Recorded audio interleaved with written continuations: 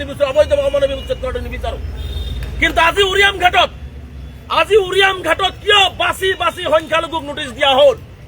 যদি উৰিয়াম ঘাটৰ ৰেংবা বনাঞ্চল যদি ফৰেষ্ট হয়, তেনেহ'লে সম্পূৰ্ণ ফৰেষ্ট মুখ্যমন্ত্ৰীয়ে খালী কৰি দেখুৱাওক যদি বুকুত দম আছে।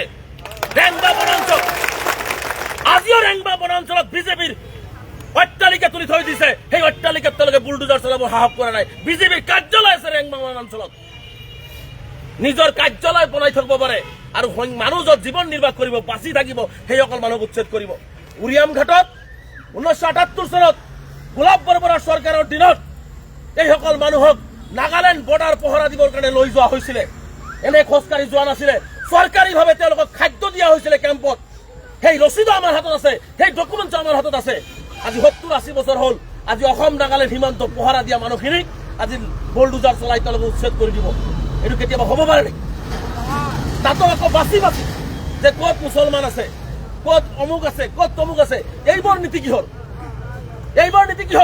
মুখ্যমন্ত্ৰীয়ে যদি ফৰেষ্ট খালী কৰিব লাগে, সোণাই ৰূপা অভয়াৰণ্য কেতিয়া খালী কৰিব মুখ্যমন্ত্ৰী জনাওক। আপোনাৰ কেবিনেট মন্ত্ৰী অশোক সিংহালে 40,000 মানুহ সোণাই ৰূপা বনাঞ্চলত বহাই দিছে।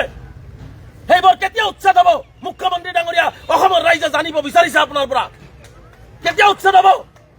মুখ্যমন্ত্ৰী ডাঙৰীয়া, আপুনি শ্বেতপত্ৰ প্ৰকাশ কৰক, কিমান ফৰেষ্ট আছে, কিমান মুছলমানে দখল কৰিছে বা বাকী সংখ্যক কোনে দখল কৰি আছে, ৰাজহুৱা কৰক। দম আছে যদি মুখ্যমন্ত্ৰী, ৰাজহুৱা কৰক।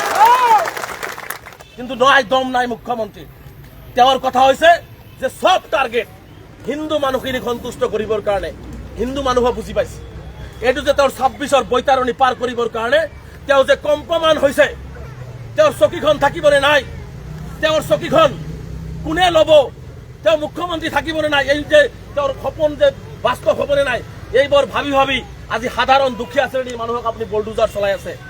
আপোনাৰ বান্দা ইণ্টাৰনেশ্যনেলত উচ্ছেদিত মানুহৰ 10টা ল'ৰাক আপুনি পঢ়ুৱাই দেখুৱাই দিয়ক না, দম আছে আপোনাৰ। আপোনাৰতো নিজৰ বিদ্যালয় আছে, সেই বিদ্যালয়ত এই বিলাসীৰ পৰা ধুবুৰীৰ পৰা 5টা ল'ৰালৈ পঢ়ুৱাই দেখুৱাই দিয়ক।